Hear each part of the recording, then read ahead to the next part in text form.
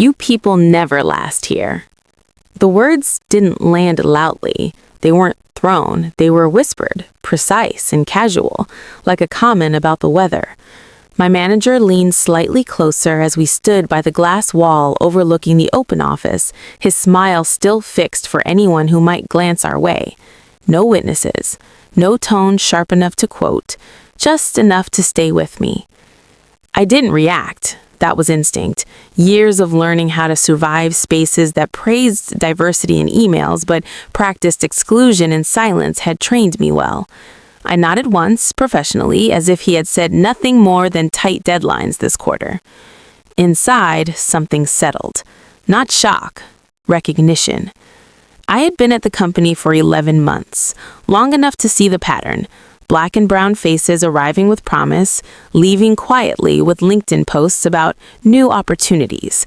Long enough to notice how my work was praised in private and diluted in meetings, how my ideas sounded aggressive until repeated by someone else, how my calendar filled with last-minute requests that set me up to miss invisible expectations. Still, my numbers were flawless. I worked in strategy, the kind of role that lived in spreadsheets and projections, far from the public face of the company. I stayed late without announcing it. I documented everything. I learned the unspoken rules faster than anyone expected me to. And yet, every quarterly review came with the same soft fog of doubt. Not quite leadership material. Great execution, but we need to see more alignment. Alignment with what? No one ever clarified. That whisper came on a Monday. By Wednesday, my access to a key project was quietly removed. No explanation. By Friday, my name was missing from a meeting invite I had built from scratch. When I asked, politely, professionally, I was told things were moving fast and decisions had already been made. I started sleeping with my laptop open. Not out of fear, out of clarity. I reviewed my sent emails, my submitted decks, my tracked revisions. I noticed patterns that were easy to ignore when you're busy trying to prove yourself. Deadlines changed without notice, feedback delivered verbally, never in writing, praise that vanished before it reached performance records. Every move designed to leave no fingerprints. Then, late one evening, as the office emptied and the city lights reflected against the windows like a second skyline, an email arrived. Sender, Human Resources. Subject, Routine Audit Follow-up. I almost deleted it. Human Resources emails rarely meant protection. They meant process, neutral language, smiles without warmth. But something made me pause. Maybe it was the timing, maybe it was instinct, or maybe it was the quiet confidence growing where fear used to sit. The email was brief, formal, and careful. It referenced a compliance review, a documentation request, and an internal investigation that was company-wide. No accusations, no names, just a request for records, timelines, and communications related to project ownership and performance evaluations. I reread it slowly. Then again. By the third time, my hands were steady, because for the first time since that whisper, I realized something important. This wasn't about me surviving. This was about the company needing the truth and not realizing yet that I was the only one who had it. I opened a new folder on my desktop, named it simply Archive, and as I began to upload the first file, I understood exactly why my manager had whispered instead of spoken aloud. He thought silence protected him. He had no idea what one email from HR had just activated, or how patiently I had been preparing for this moment. And that was when I decided. I wasn't leaving quietly. The archive grew faster than I expected. What began as a single folder became a structured timeline. Dates, versions, authorship, approvals. I wasn't inventing anything. I didn't need to. The truth, when properly organized, is louder than any accusation. I worked quietly, not secretively, quietly. There's a difference. I continued delivering on time, attending meetings I was still invited to, smiling when necessary. I thanked people for feedback that never came in writing. I followed up every conversation with polite recap emails, framing them as alignment tools. No emotion, no urgency, just clarity. And clarity, I was learning, made some people uncomfortable. My manager started checking in more often, passing by my desk, asking how things were going in that careful tone that pretends concern while measuring threat. He mentioned visibility, growth paths, the importance of patience. His words floated, never anchoring to anything concrete. I nodded, always nodding. What he didn't know was that every shift in his behavior had a timestamp. Every sudden meeting request after HR's email, every project reassignment framed as business needs. Patterns reveal themselves when you stop reacting and start observing. The HR request sat in my inbox like a quiet drumbeat. No deadline, no pressure. That was intentional. They wanted authenticity, not performance. They wanted to see who responded defensively and who responded with facts. So, I waited. In the meantime, I noticed changes around me. A colleague who used to stop by my desk avoided eye contact. Another suddenly CC'd senior leadership on minor updates. My name began appearing in conversations I wasn't part of. When you disrupt an invisible system, the system adjusts. One afternoon, during a meeting I had originally designed, my manager presented a revised strategy. My slides, my framework, my language, softened, polished, delivered as if born in that moment. I watched without expression, taking notes like an attentive team player. That night, I added 3 more files to the archive. The whisper echoed in my mind, not as pain anymore, but as proof. You people never last here. He had said it like a statement of fact, not a threat, like gravity, like policy. But policies can be audited. On Friday evening, when the office was nearly empty and the janitorial staff moved quietly between cubicles, I replied to HR. My response was measured, respectful, thorough. I attached documentation, clear timelines, screenshots, version histories.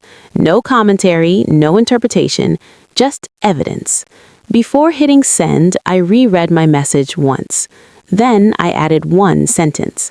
A simple note offering availability for clarification should they need context around role expectations and performance assessments. Context is dangerous when you've built your power on ambiguity. I sent the email. The confirmation came quickly, automated, neutral, unreadable. But something shifted immediately. I felt it in the stillness of my chest. Not relief, alignment. The kind that comes when you stop hoping the system will be fair and start understanding how it actually works.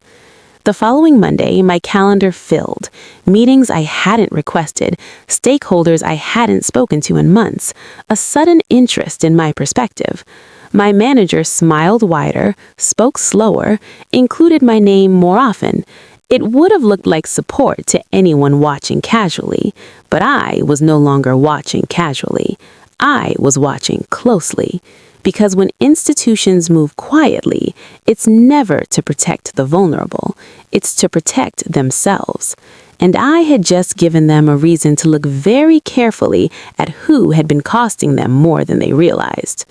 By the end of that week, HR sent another email, shorter this time, more direct. They wanted to talk. And as I closed my laptop that evening, I finally allowed myself one private thought. Not of fear, not of victory, but of inevitability. The whisper had assumed an ending, but this story was just beginning. The HR meeting was scheduled for 9 a.m. sharp. No subject line, just a calendar block labeled discussion. 2 representatives, cameras on. My manager noticeably absent. That omission alone told me everything I needed to know. I logged in early, posture straight, face calm. I chose a neutral blouse, soft colors, nothing memorable. In environments like this, being underestimated is a strategic advantage. I wasn't there to perform confidence.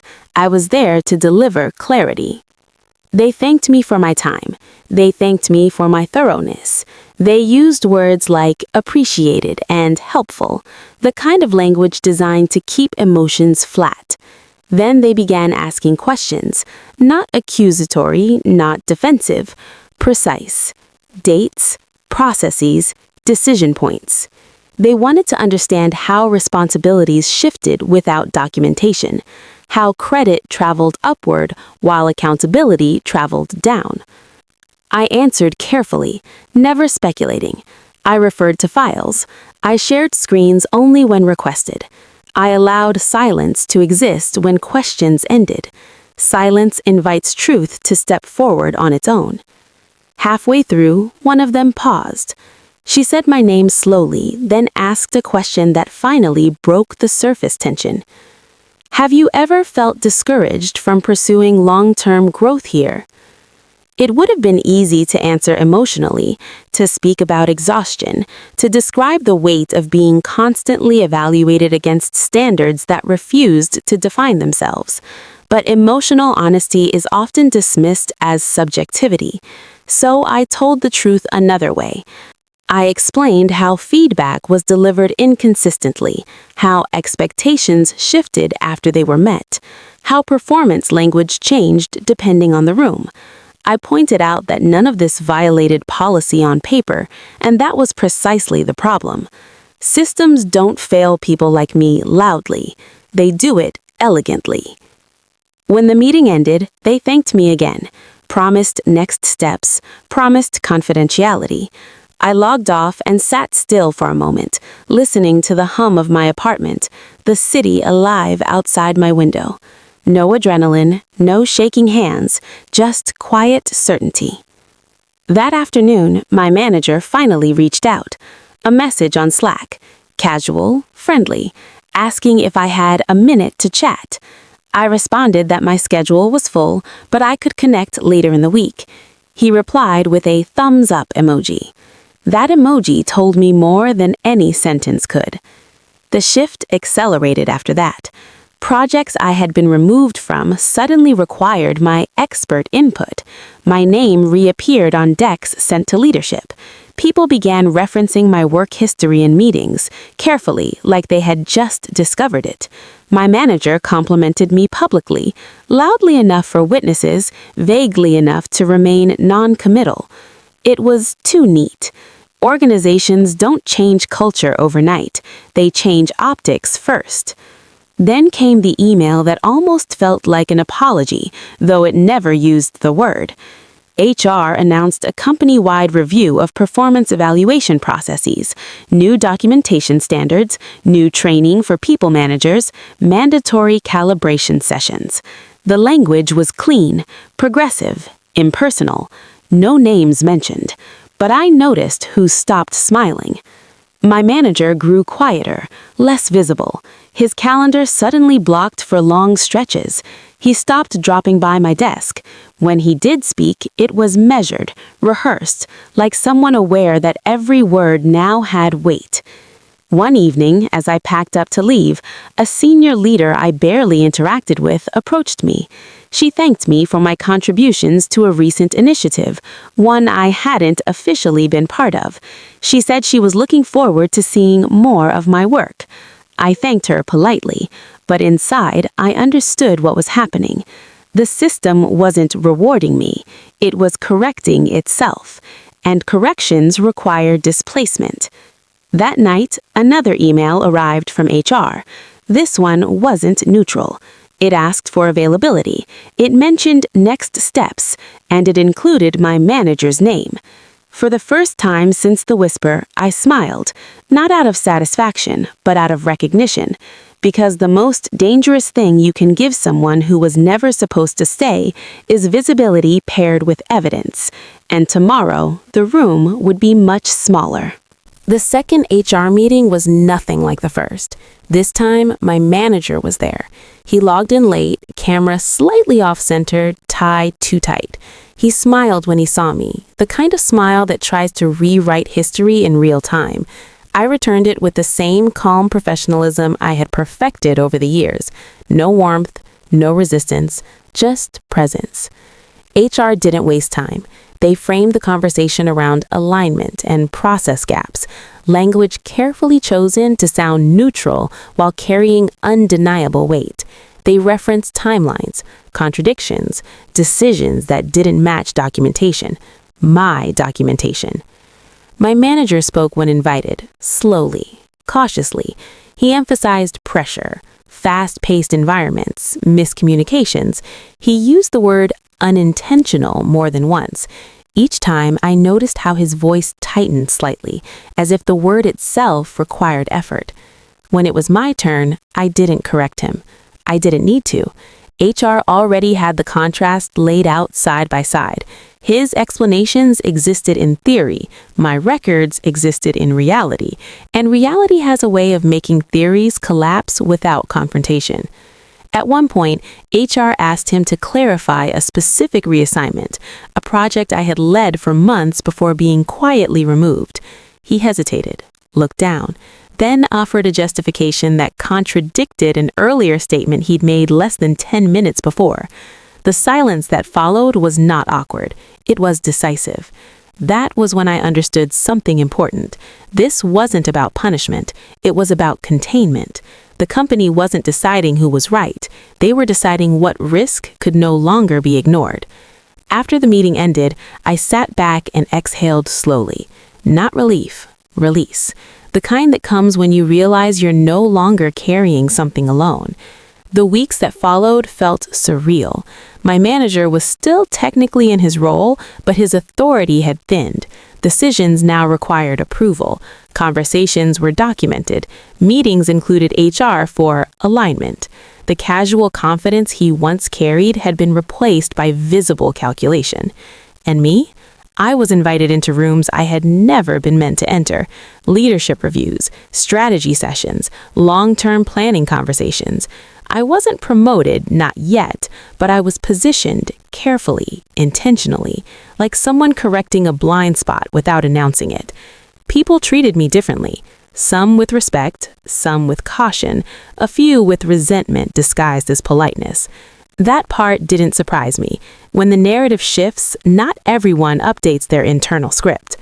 One afternoon, I overheard two colleagues whispering near the coffee machine. My name floated between them, followed by speculation about HR, about complaints, about how things were changing. They fell silent when they noticed me. I smiled and poured my coffee. Power doesn't always announce itself. Sometimes it just stops apologizing for existing. Then came the announcement, an internal reorganization. My manager would be transitioning to a new opportunity outside the company, effective immediately. No farewell meeting, no celebration, just a carefully worded email thanking him for his contributions.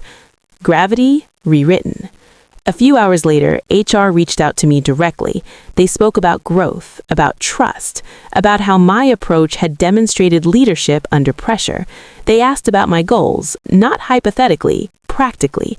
For the first time since I joined the company, the future wasn't framed as something I had to earn through endurance. It was framed as something I could shape. That evening, as I walked out of the building, the city lights felt different, brighter, closer, not because I had won, but because I had stayed. The whisper had been a warning, the email from HR had been an opening, and what followed wasn't revenge, it was correction. But as I rode the elevator down, my phone buzzed with a message from an unfamiliar number. Short, direct. Can we talk? I didn't need to ask who it was. Some endings refused to stay quiet. I didn't respond to the message right away. Not because I was afraid, but because timing matters when the balance has shifted. I had learned that silence, used intentionally, could be more revealing than any reply. Whoever had sent that message was no longer in the position to set the pace. The days following the announcement were filled with polite chaos. People adjusted, calendars reshuffled, responsibilities redistributed.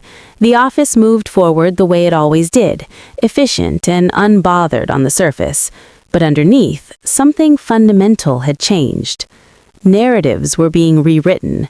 I watched colleagues reinterpret past events in real time. Decisions that had once been unquestioned were now unfortunate missteps.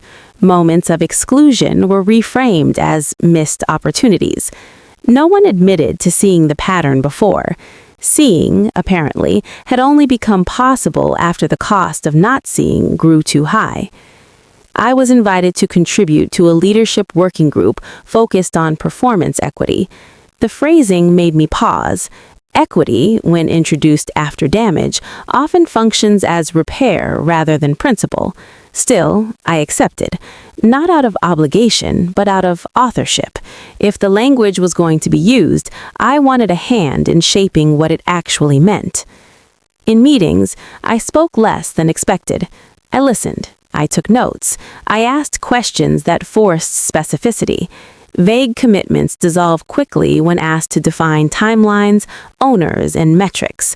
I had no interest in symbolism. I was interested in infrastructure. The unfamiliar number texted again. This time, I replied. We agreed to talk the following evening, off the clock, neutral ground. I chose a quiet cafe near my apartment, the kind where no one lingered too long and conversations blended into background noise. Control doesn't require dominance, it requires boundaries. He arrived early, older than I remembered, or maybe smaller. Power has a way of altering proportions. Without it, people look more like themselves. He spoke carefully, avoiding certain phrases, circling around what he wanted to say without landing anywhere meaningful. I let him talk. He referenced stress, pressure, blind spots. He said my name often, as if familiarity could soften the distance. He expressed disappointment, not in his actions, but in how things had played out. I noticed what he didn't say. He didn't deny the whisper. He didn't apologize. And that told me everything. When it was my turn, I kept my voice steady. I didn't revisit details. I didn't defend myself. I spoke about impact, about patterns, about how institutions often reward behavior until someone documents it well enough to become inconvenient. I told him I hoped he learned something from the experience. Not for my sake, for whoever came next. The conversation ended quietly. No resolution, no reconciliation, just acknowledgement. Uneven, incomplete, but final. I watched him leave without turning back. Closure, I was learning, doesn't always arrive as healing. Sometimes it arrives as clarity. Back at work, momentum continued. I was formally offered an expanded role, not a promotion in title yet, but in scope and influence, a trial period, a test. That language didn't offend me. Tests imply possibility. I negotiated calmly, asked for specifics, set conditions, and watched the surprise flicker briefly across the faces on the screen when I didn't rush to accept gratitude in place of structure. They agreed. Of course they did. I was no longer asking from the margins. That night, alone in my apartment, I opened the archive one last time. I scrolled through the files, the timestamps, the quiet proof of endurance. Then I closed the folder. Not deleted, just complete. The whisper had tried to predict my exit. The system had assumed my silence. Instead, it had absorbed my presence and been forced to adjust around it. As I prepared for bed, another email arrived, this one from a senior executive. Brief, personal. She thanked me for my integrity. She said change often begins with discomfort and that my steadiness had not gone unnoticed. Not praise, recognition. And as I set my phone down, I understood something with calm certainty. The story was no longer about what had been taken from me.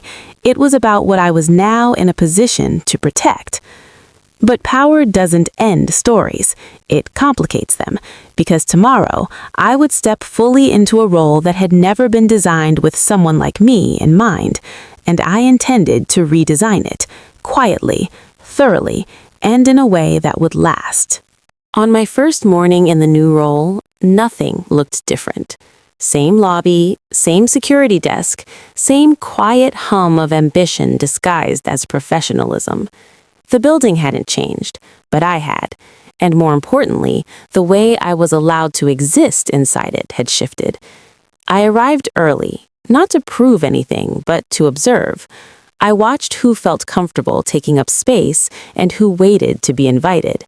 I noticed whose ideas were received with ease and whose needed translation before they were accepted. Patterns don't disappear just because one outcome changes. They retreat. My responsibilities now stretched across teams. I was no longer executing in isolation. I was shaping how execution was evaluated. Documentation standards, review processes, decision transparency, the unglamorous architecture of fairness.